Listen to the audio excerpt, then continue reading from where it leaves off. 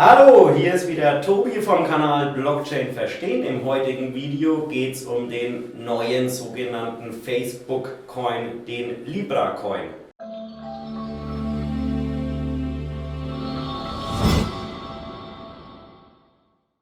Mitte Juni kam jetzt endlich das Whitepaper für den Libra-Coin raus.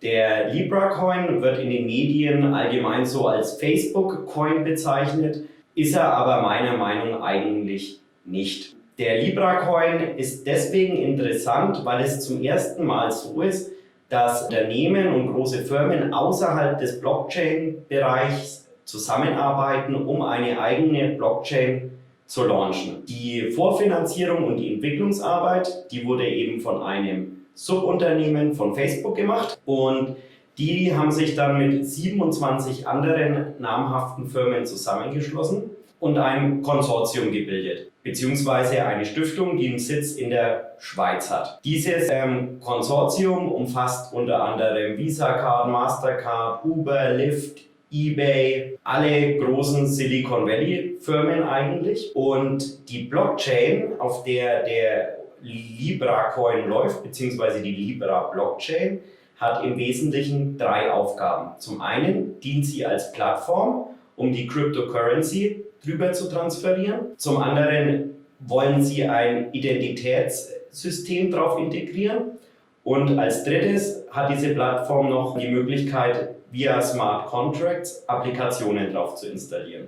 Die Plattform ist Open Source, das heißt grundsätzlich kann jeder dort eine eigene Applikation auf diese Blockchain draufstellen. Die Blockchain an sich wird betrieben von erstmal diesen 28 Gründungsmitgliedern. Diese 28 Gründungsmitglieder haben wohl jeweils 10 Millionen Dollar bezahlt, für das, dass sie den Job als Blockproduzent bekommen haben. Die betreiben dann jeweils auch ihre eigene Node und tragen Transaktionen in die Blockchain ein. Grundsätzlich können da nur Unternehmungen mitmachen, die gewisse Voraussetzungen erfüllen, also zum Beispiel die 10 Millionen Zahlen, über 20 Millionen User haben und so weiter, kann man alles auf der libra.org Seite genauer nachlesen. Die Blockchain selber ist somit eigentlich so eine Art Delegated Proof of Stake Model, weil jeder hat ja 10 Millionen sozusagen als Stake auf den Tisch gelegt und ist mit einer Blockzeit von 10 Sekunden eigentlich relativ langsam verglichen mit den anderen Blockchains wie EOS oder Tron. Der Throughput auf dieser Blockchain ist auch nicht sonderlich hoch.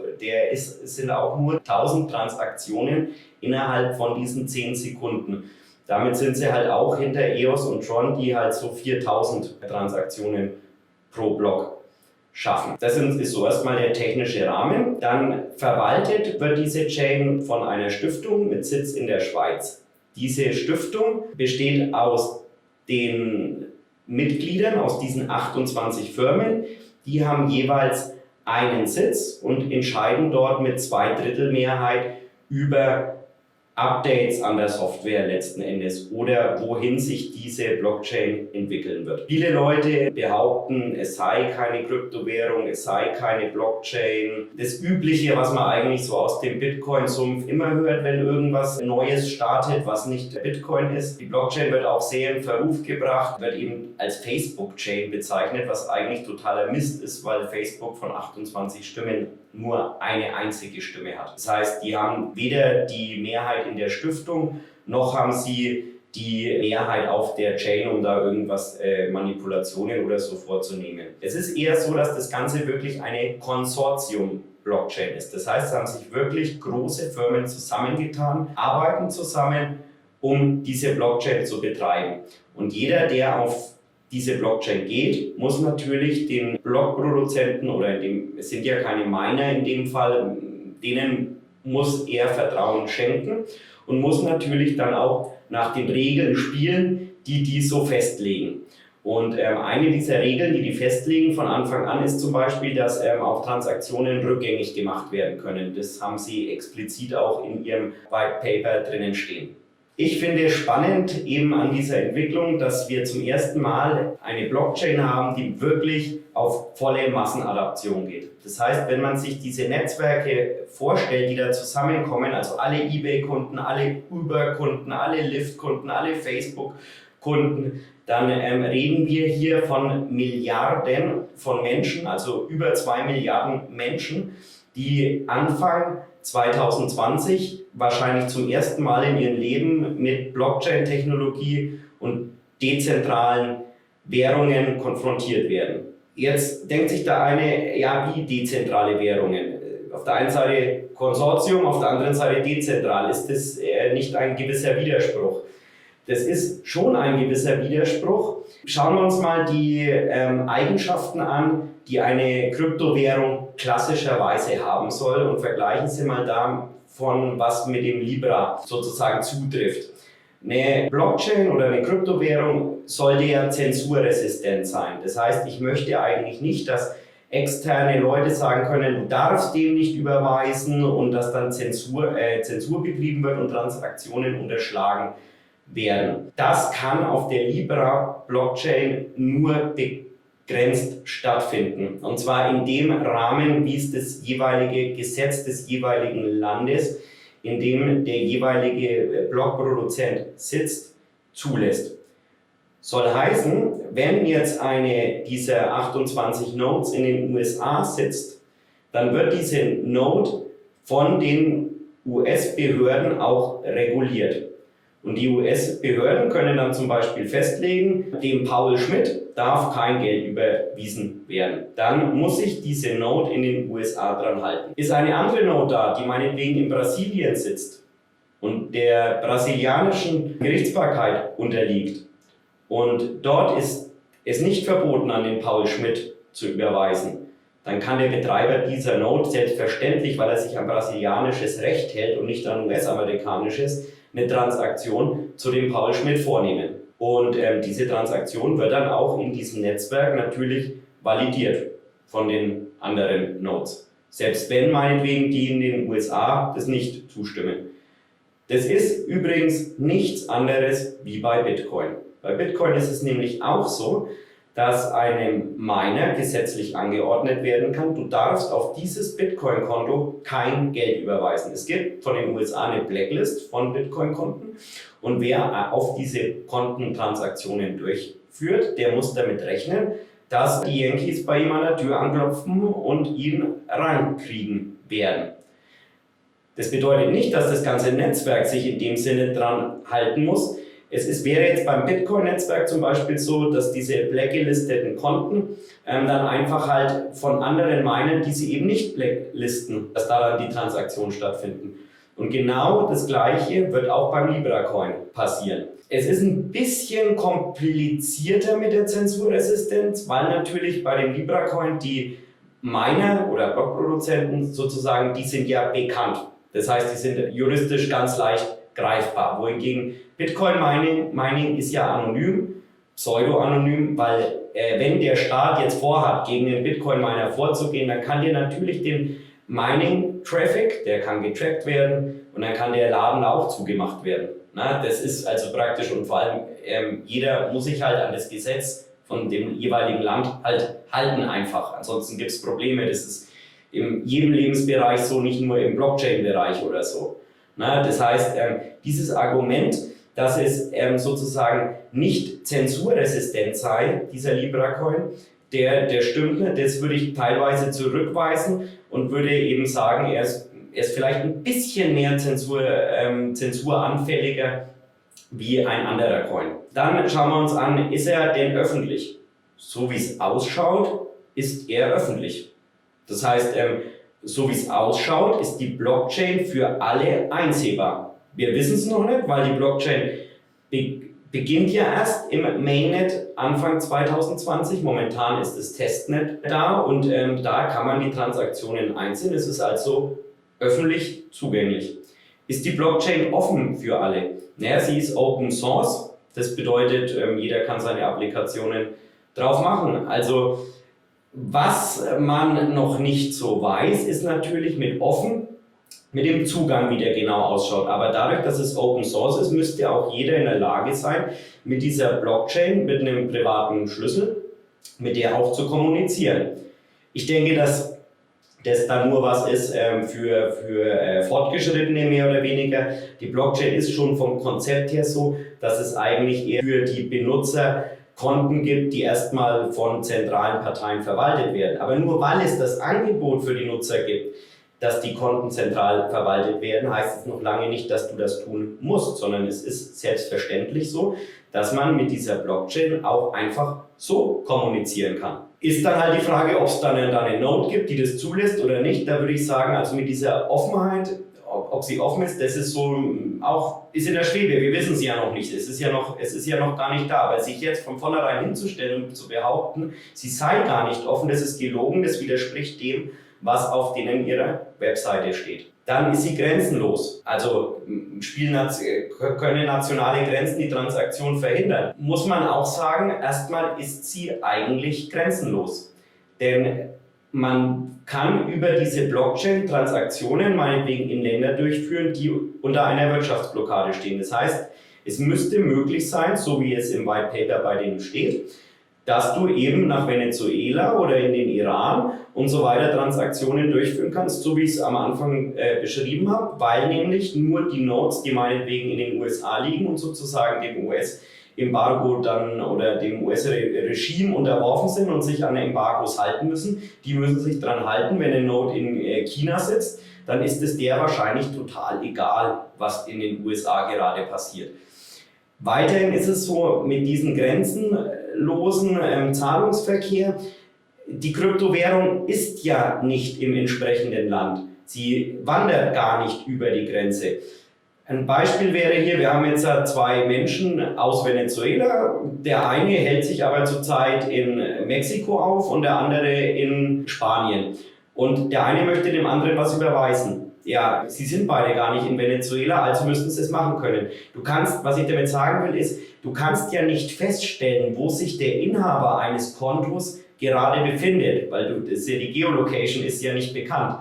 Das heißt, es wird sozusagen verdammt schwer, das Ganze nicht grenzenlos zu machen. Weil wenn ich zum Beispiel dann im Urlaub auf La Margarita in Venezuela am Strand liege, dann möchte ich natürlich auch über Facebook dann meine Überweisungen durchführen können oder über eBay oder wen auch immer. Und das kann ich ja jetzt mit meiner Mastercard oder mit meiner Visa-Card kann ich ja auch trotz Embargo an den Geldautomaten gehen und mir Geld rausholen, zwar zum Premiumpreis, aber dann muss es ja auch möglich sein, dann wenn Mastercard und Visa-Card dort Betreiber sind, das auch so durchzuführen. Das heißt, auch dieses Kriterium ist erfüllt und damit sind eigentlich 4 wesentliche Definitionsmerkmale für eine Cryptocurrency erfüllt. Zumindest teilweise. Ihr werdet ja niemals finden, dass eine Cryptocurrency alle Merkmale zu 100% erfüllt, sondern es ist immer eine Frage, Ziel ist natürlich alles 100% zu erfüllen, aber es ist eine Frage des Weges und wie weit ist man auf dem Weg fortgeschritten. Und das finde ich bei dem Libra-Coin auch sehr spannend. Der Libra-Coin geht also diesen Weg Richtung Dezentralisierung. Das ist denen ihr Ziel und das wollen die innerhalb der nächsten 5 Jahre erreichen. Und das ist natürlich jetzt auch spannend, ne? Und es ist natürlich so, dass das in einem Widerspruch steht zu dem, was man von den Konzernen, die dort daran teilnehmen, kennt, dass die offiziell das Ziel haben, sich weiter zu dezentralisieren. Und ich mache mir da momentan noch kein Urteil, muss ich auch noch gar nicht machen, weil ich kann mich ja zurücklehnen und kann mir das angucken, ob die das wirklich machen oder ob sie es nicht machen. Ich halte halt alle Leute, die Artikel schreiben oder die Videos machen oder Podcasts und so weiter und das Ding jetzt ja schon verurteilen, noch bevor es überhaupt da ist, die sind ein bisschen auf dem falschen Dampfer. Und das wird wahrscheinlich auch Gründe haben, warum die da teilweise mit Lügen dagegen vorgehen und sich nicht an die objektiven Fakten halten. Das heißt, sich nicht anschauen, was eigentlich überhaupt da ist, sondern sozusagen gleich mit ihrer Bitcoin-Brille da drauf schauen und feststellen, es ist kein Bitcoin, also ist es auch keine Kryptowährung, so ungefähr. Von der Ökonomie her schaut es so aus, dass das Ganze ein Stablecoin ist. Da kannst du auch gerne das Video zu Stablecoins nochmal anschauen. Wobei es so ist, dass dieser Stablecoin gedeckt wird durch einen Korb an verschiedenen Währungen und anderen Assets. Da steht dann explizit drinnen, dass das zum Beispiel Staatsanleihen sein können. Und dieser Korb, der wird aber nicht nur an einem Punkt irgendwo in der Schweiz im Tresor sein, sondern der wird sozusagen weltweit auch verteilt auf verschiedene Länder, sodass praktisch auch diese Ressourcen dezentral halt irgendwie von lizenzierten Partnern drin oder sowas verwaltet werden. Das heißt, wenn es in einem Land Probleme gibt, sind immer noch die anderen da und sozusagen dieser Korb an Assets ist in der Lage, das Ganze dann aufzufangen. Ja, ist eigentlich dasselbe wie bei der venezolanischen Kryptowährung, beim Petro, der ist ja auch hinterlegt mit verschiedenen Assets. Also die Idee ist quasi dann hier, denke ich mal, davon abgeguckt einfach. Ziel von diesen Assets ist es immer, das möglichst stabil zu halten. Wenn die jetzt nur den Dollar nehmen würden, dann wäre sozusagen jeder Nutzer auf Verdeih und Verderb der US-amerikanischen Zentralbank ausgeliefert. Und es ist wirklich bemerkenswert, dass hier ein Konsortium aus Silicon Valley Unternehmen nicht den Dollar nennt, sondern was anderes. Da machen die sich bestimmt keine großen Freunde, wenn die sowas machen. So, abschließend, wie ist meine Meinung dazu? Ich glaube, dass das ein Riesending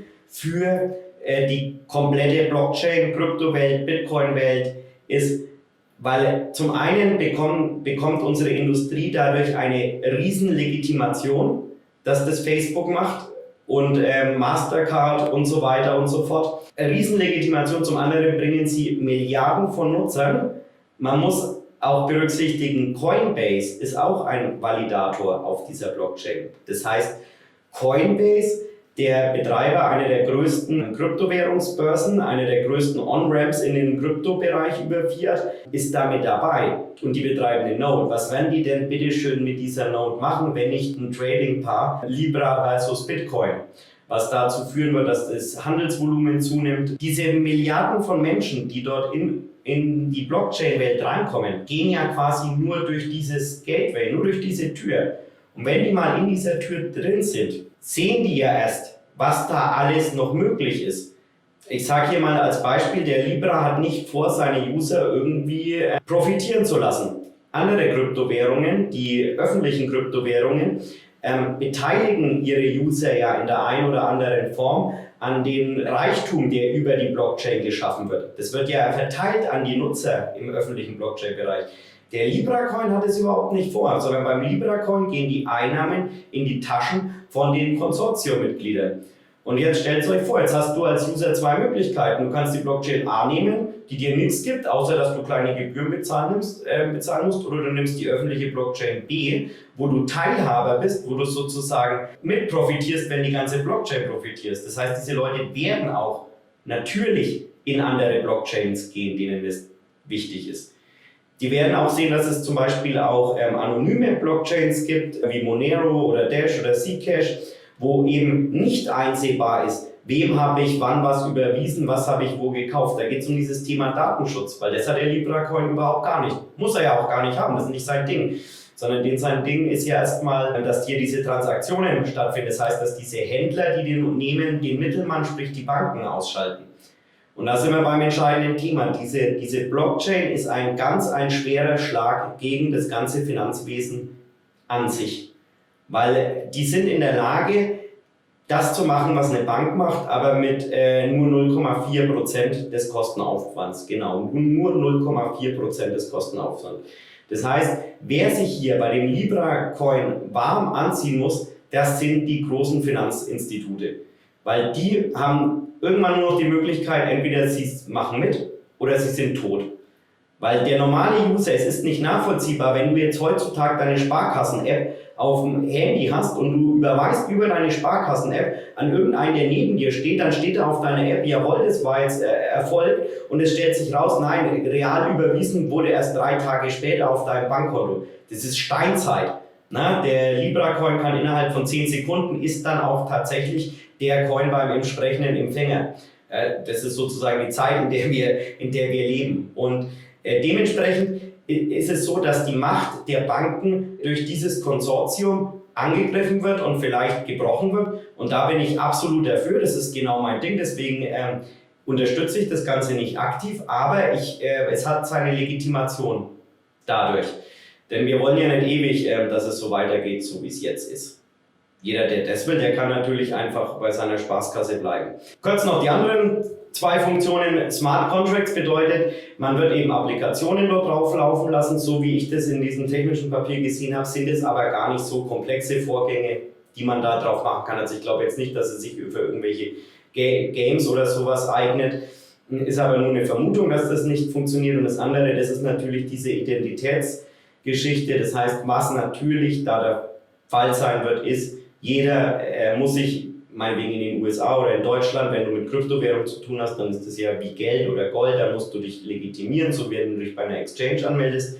Und was die vermutlich machen, sind dann die Daten von deinem Personalausweis, die halt auch noch, steht nicht drinnen, entweder sie tun es auf die Blockchain stellen oder sie verlinken es, speichern es irgendwo und verlinken es. Und dann bist du natürlich online identifizierbar. Und was sie dadurch geschaffen haben, ist praktisch eines der größten weltweiten Identifikationssysteme von Menschen. Das heißt, dann wirst du halt als normaler User den Vorteil haben, wenn du irgendwas machst, mal wegen, du kaufst dir ein neues Prepaid-Handy, da muss man sich ja mittlerweile auch schon KYC machen, was ja total absurd ist. Aber bevor du dann da KYC machst, mit einem Pass rumwedelst und so weiter, meldest du dich dann wahrscheinlich einfach mit einem Libra-Konto an und dann haben die Daten auch im Endeffekt das, was halt im Endeffekt auch Voice vorhat, was Block One macht, ist ja auch so ein System und da sind die dann eher in Konkurrenz zu Block One.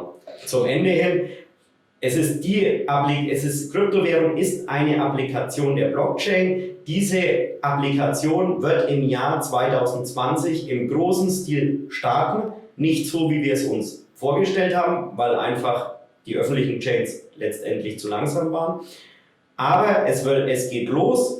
Und das sind eigentlich super gute Nachrichten, die da kommen. Jeder User muss selber entscheiden, was er macht, wer Facebook vertraut nach den ganzen Datendiebstahlsschmarri und so weiter und so fort. Der wird denen auch mit dem Libra-Coin vertrauen.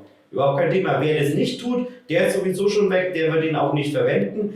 Aber Leute, ich sag's euch, es geht im ganz, ganz großen Stil los. Wenn dir dieses Video gefallen hat, gib mir einen Daumen hoch, like, drück die Klingel, abonniere unseren Kanal und in unserem nächsten Video geht es dann darum, wie du auf Coinbase durch das Lernen über Kryptowährung eine Menge Geld verdienen kannst.